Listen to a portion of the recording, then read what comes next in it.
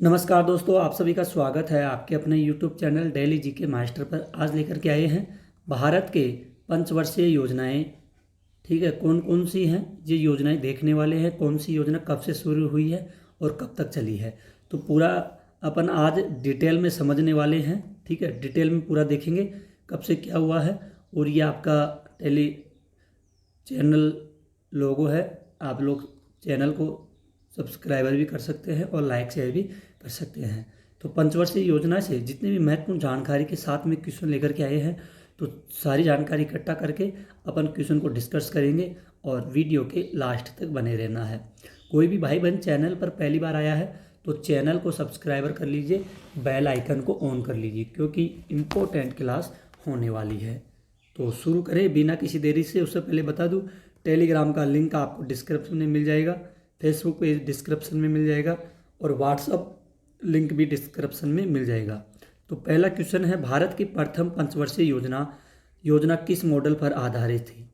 तो जो प्रथम पंचवर्षीय योजना थी भारत की, ये कौन से मॉडल पर आधारित थी। ठीक है, तो दोस्तों ये आधारित थी हेरोड डोमर मॉडल के आधार पर ये आधारित थी प्रथम पंचवर्षीय योजना। क्या नाम था इनका? इनका था हेरोड डोमर मॉडल के नाम से यह आधारित थी। ठीक है, इसका बी राइट आंसर हो जाएगा। काफ़ी इम्पोर्टेंट क्वेश्चन है, क्वेश्चन को जरूर ध्यान में रखिएगा। अगला क्वेश्चन है, भारत की पंचवर्षीय योजनाओं को अंतिम मंजूरी कौन देता है। तो इनको अंतिम मंजूरी राष्ट्रीय विकास परिषद यानी नेशनल डेवलपमेंट काउंसिलिंग एनडीसी कौन देता है? ये देता है एनडीसी, इसको मान्यता या मंजूरी देता है। ठीक है, इम्पोर्टेंट क्वेश्चन है काफ़ी ज़्यादा। सारे क्वेश्चनों को ध्यान से देखते चलना, क्योंकि ऐसे क्वेश्चन कई बार पूछे गए हैं। अगला क्वेश्चन है, तीसरी पंचवर्षीय योजना की अवधि क्या थी। तो तीसरी पंचवर्षीय योजना थी ना, उसकी अवधि थी 1961 से लेकर के 66 तक इसकी अवधि थी। और ये कौन सी पंचवर्षीय योजना थी? ये थी तीसरी। कौन सी थी? तीसरी पंचवर्षीय योजना थी, जिसकी अवधि थी 1961 से 66 तक यह योजना चली थी। ठीक है, अगला क्वेश्चन है, द्वितीय पंचवर्षीय योजना किस मॉडल पर आधारित थी। तो दूसरी पंचवर्षीय योजना कौन से मॉडल पर आधारित थी? ये थी महालनोबिस मॉडल पर आधारित थी। किस पर? महालनोबिस मॉडल पर यह आधारित थी। कौन सी? दूसरी पंचवर्षीय योजना। अगला क्वेश्चन है, तीसरी पंचवर्षीय योजना का मुख्य उद्देश्य क्या था। तो इसका मुख्य उद्देश्य था कृषि विकास पर था। तीसरी पंचवर्षीय योजना का मुख्य उद्देश्य किस पर था? कृषि पर था। पूरा ध्यान केंद्रित कृषि विकास पर था तीसरी पंचवर्षीय योजना पर। इस क्वेश्चन को जरूर आप लोग ध्यान में रखिएगा। क्वेश्चन है अगला, तीसरी पंचवर्षीय योजना की विफलता के बाद वार्षिक योजना कितने वर्षों तक चलाई गई थी। ये चलाई गई थी 3 वर्षों तक वार्षिक योजना चलाई गई थी। ठीक है, कौन सी योजना? ये वार्षिक योजना 3 वर्षों तक चलाई गई थी। इसका बी राइट आंसर हो जाएगा। इम्पोर्टेंट क्वेश्चन है, ध्यान में रखिएगा। अगला क्वेश्चन है, भारतीय राष्ट्रीय राजमार्ग प्रणाली किस पंचवर्षीय योजना में शुरू की गई थी। तो कौन सी पंचवर्षीय योजना थी? योजना थी जो भारत के राष्ट्रीय राजमार्ग प्रणाली पर शुरू की गई थी, और ये शुरू की गई थी पांचवी पंचवर्षीय योजना के तहत शुरू की गई थी। ठीक है, अगला क्वेश्चन है, चौथी पंचवर्षीय योजना की अवधि क्या थी। जो चौथी पंचवर्षीय योजना थी, इसकी अवधि थी 1969 से 74 तक इसकी अवधि चली थी। किसकी? चौथी पंचवर्षीय योजना की। ध्यान में रखिएगा। आज की ये क्लास आपके आरआरबी, एसएससी या जीडी सभी एग्ज़ामों के लिए काफ़ी इम्पोर्टेंट होने वाली है। तो आप लोग वीडियो के लास्ट तक ज़रूर बने रहना। इसरो की स्थापना किस पंचवर्षीय योजना में की गई थी? तो ये की गई थी चौथी पंचवर्षीय योजना में। कौन सी में? चौथी पंचवर्षीय योजना में इसरो की स्थापना की गई थी। ठीक है, इसका सी राइट आंसर हो जाएगा और काफ़ी इम्पोर्टेंट क्वेश्चन भी हो जाएगा। अगला क्वेश्चन है, गरीबी हटाओ का नारा पहली बार किस पंचवर्षीय योजना में दिया गया था? तो साथियों, गरीबी हटाओ, इसका नारा सबसे पहले कौन सी पंचवर्षीय योजना में दिया गया था? तो ये दिया गया था 5वीं पंचवर्षीय योजना में यह नारा दिया गया था। ध्यान में रखना, काफ़ी इम्पोर्टेंट क्वेश्चन है और इसका डी राइट आंसर हो जाएगा। अगला क्वेश्चन है, किस पंचवर्षीय योजना में पहली बार सार्वजनिक क्षेत्र की तुलना में निजी क्षेत्र को प्राथमिकता दी गई थी? तो ये 7वीं पंचवर्षीय योजना में प्राथमिकता दी गई थी। सार्वजनिक क्षेत्र की तुलना में निजी क्षेत्र को प्राथमिकता दी गई थी 7वीं पंचवर्षीय योजना में। अगला क्वेश्चन है, निम्नलिखित में से किस पंचवर्षीय योजना को गॉडगिल योजना भी कहा जाता है? तो गॉडगिल योजना भी कहा जाता है और ये कहा जाता है तीसरी पंचवर्षीय योजना में कहा जाता है। ध्यान में रखना, काफ़ी इम्पोर्टेंट क्वेश्चन है। तो दोस्तों, ये तीसरी पंचवर्षीय योजना में गॉडगिल योजना के नाम से भी कहा जाता है। ठीक है, अगले क्वेश्चन की ओर बढ़ते हैं। अगला क्वेश्चन है, गांधीवादी योजना किसके द्वारा प्रस्तुत की गई थी? गांधीवादी, तो ये की गई थी श्रीमन नारायण अग्रवाल के द्वारा यह योजना प्रस्तुत की गई थी। कौन सी? गांधीवादी योजना। ठीक है, इसका ए राइट आंसर हो जाएगा। अगला क्वेश्चन है, किस पंचवर्षीय योजना के बाद सरकार ने 14 प्रमुख भारतीय बैंकों का राष्ट्रीयकरण किया गया है? 14 प्रमुख भारतीय बैंकों का राष्ट्रीयकरण किया गया था। तो कितने बैंकों का राष्ट्रीयकरण किया गया था? 14 प्रमुख भारतीय बैंकों का राष्ट्रीयकरण ये किया गया था, तीसरा किया गया था। कौन सा? ये तीसरा किया गया था। इसको जरूर ध्यान में रखना, इसका बी राइट आंसर हो जाएगा। अगला क्वेश्चन है, भारत में आर्थिक नियोजन की अवधारणा किस देश से ली गई है? तो भारत में आर्थिक नियोजन की अवधारणा किस देश से ली गई है? तो ये ली गई थी रूस देश से ली गई थी। कौन से देश से? रूस देश से यह अवधारणा ली गई थी, भारत में आर्थिक नियोजन की अवधारणा। ठीक है, इसका सी राइट आंसर हो जाएगा। दोस्तों, सारे क्वेश्चन इंपॉर्टेंट है जो आपके सभी ऑल कंपटीशन एग्जामों के लिए काफ़ी ज़्यादा महत्वपूर्ण साबित होगी। सामाजिक न्याय और समानता के साथ विकास किस पंचवर्षीय योजना का मुख्य उद्देश्य था? तो मुख्य उद्देश्य था 9वीं पंचवर्षीय योजना के साथ में। ठीक है, इसको भी ध्यान में रखिएगा। 9वीं पंचवर्षीय योजना के साथ विकास 9वीं पंचवर्षीय योजना का उद्देश्य रखता है। अगला क्वेश्चन है, भारत और चीन युद्ध किस पंचवर्षीय योजना के दौरान प्रारंभ हुआ था? तो भारत के व चीन के बीच में युद्ध है जो कौन सी पंचवर्षीय योजना के टाइम पे शुरू हुआ था? तो ये हुआ था तीसरी पंचवर्षीय योजना के समय भारत और चीन के बीच में युद्ध शुरू हुआ था। ऐसे क्वेश्चन पूछे जाते हैं कई बार। भारत में पंचवर्षीय योजना की अवधारणा किसने प्रस्तुत की? तो पंडित जवाहरलाल नेहरू जी के द्वारा भारत में पंचवर्षीय योजना की अवधारणा को प्रस्तुत किया गया था। अगला क्वेश्चन है, काफी इंपॉर्टेंट क्वेश्चन है।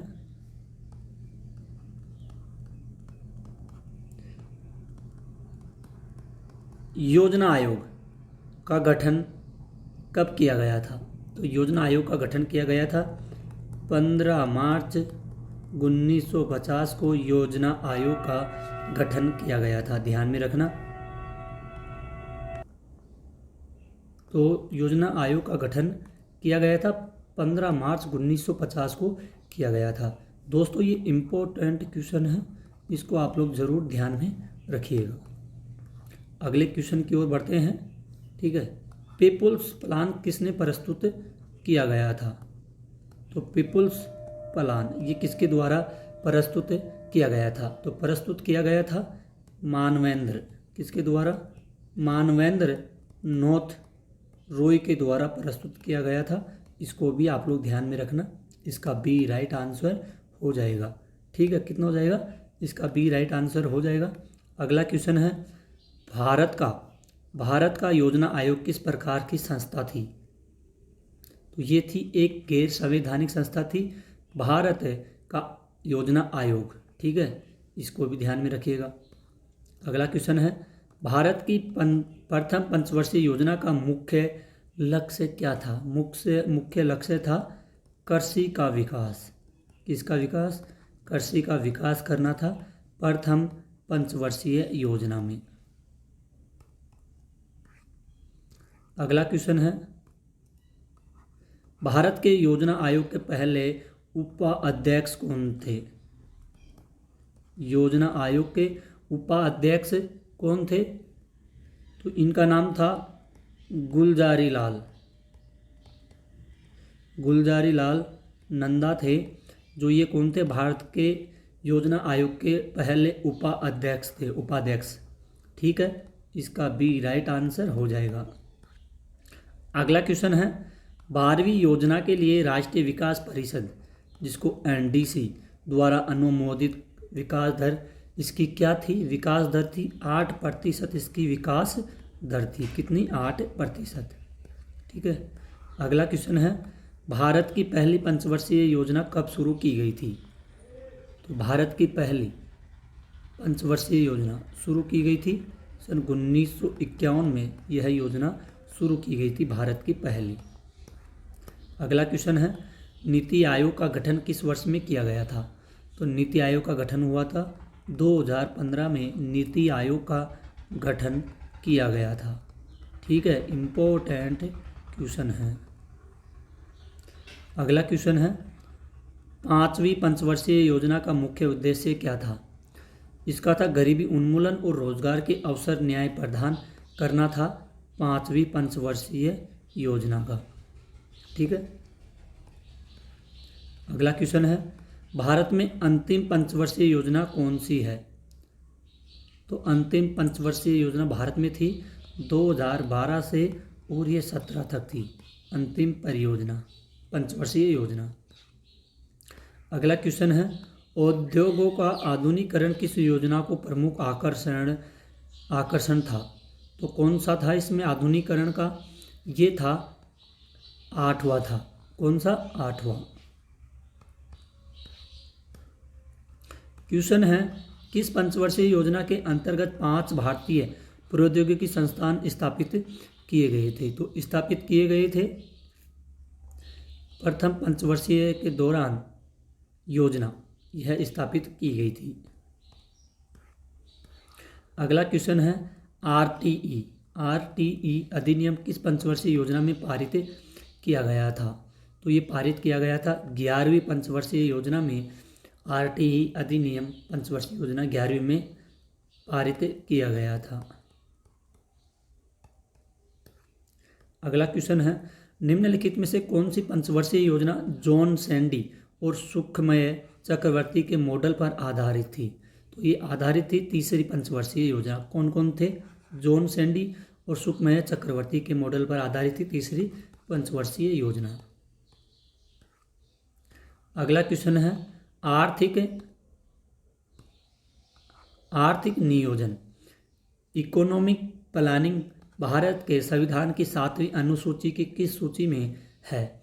तो कौन सी सूची में है ये थी समवर्ती सूची में थी। ठीक है, अगला क्वेश्चन है, नरसिम्हा राव सरकार द्वारा आर्थिक सुधार शुरू किए गए थे। तो आर्थिक सुधार शुरू किए गए थे 8वीं पंचवर्षीय योजना में आर्थिक सुधार शुरू किए गए थे। अगला क्वेश्चन है, जनता पार्टी सरकार कौन सी? जनता पार्टी सरकार द्वारा कौन सी पंचवर्षीय योजना शुरू की गई थी? तो ये थी रोलिंग योजना। कौन सी योजना थी? रोलिंग योजना थी ये। अगला क्वेश्चन है, भारतीय स्वतंत्रता के 50वें वर्ष में कौन सी पंचवर्षीय योजना शुरू की गई थी? तो ये 9वीं पंचवर्षीय योजना शुरू की गई थी भारत के 50वें वर्ष में। दोस्तों सारे क्वेश्चन इम्पोर्टेंट है, ये आपके सभी ऑल कंपटीशन एग्ज़ामों के लिए, सभी ऑल कंपटीशन एग्ज़ामों के लिए काफ़ी इम्पोर्टेंट क्लास है। आप लोग वीडियो के लास्ट तक ज़रूर बने रहिएगा। क्वेश्चन है, राष्ट्रीय विकास परिषद नेशनल डेवलपमेंट काउंसिलिंग, जिसको एनडीए भी बोलते हैं, निम्नलिखित में से शामिल है। तो ये शामिल है उपरोक्त सभी में नीति आयोग के सदस्य, केंद्रीय कैबिनेट मंत्री और राज्यों के मुख्यमंत्री। ठीक है। क्वेश्चन है, कौन सी पंचवर्षीय योजना सबसे असफल मानी जाती है? तो असफल मानी जाती है कौन सी पंचवर्षीय योजना है? तो ये थी तीसरी पंचवर्षीय योजना। ये क्या मानी जाती है? ये असफल मानी जाती है। अगला क्वेश्चन है, सूखाग्रस्त क्षेत्र कार्यक्रम किस पंचवर्षीय योजना में प्रारंभ किया गया था? तो ये प्रारंभ किया गया था चौथा। कौन सा किया गया था? ये चौथा प्रारंभ किया गया था। इसका सी राइट आंसर हो जाएगा। किस पंचवर्षीय योजना में भारत में मिश्रित अर्थव्यवस्था को चुना है? तो ये चुना है दूसरा। अगला क्वेश्चन है, सामाजिक न्याय और समानता के साथ विकास किस पंचवर्षीय योजना का मुख्य उद्देश्य था? मुख्य उद्देश्य होता है 9वीं पंचवर्षीय योजना की। एक तो होता है सामाजिक न्याय, सामाजिक न्याय हो गया, और एक हो गया समानता के साथ विकास करना। समानता के साथ विकास, ये साथियों कौन सी पंचवर्षीय है? ये है 9वीं पंचवर्षीय योजना के साथ। क्वेश्चन है, कुछ बुनियादी न्यूनतम जरूरतें प्रदान करने और लोगों के जीवन स्तर में सुधार करने के लिए न्यूनतम आवश्यकता कार्यक्रम किस पंचवर्षीय योजना के पहले वर्ष में शुरू किया गया था? ये साथियों शुरू किया गया था 5वीं पंचवर्षीय योजना के वर्ष में शुरू किया गया था। अगला क्वेश्चन है, नाबार्ड की स्थापना किसकी? ये नाबार्ड की स्थापना किस पंचवर्षीय योजना के दौरान की गई थी? नाबार्ड की, तो ये की गई थी 6ठी पंचवर्षीय योजना के दौरान नाबार्ड की स्थापना की गई थी। काफ़ी इम्पोर्टेंट क्वेश्चन है। अगला है, योजना आयोग प्लानिंग कमीशन के प्रथम प्रमुख कौन थे?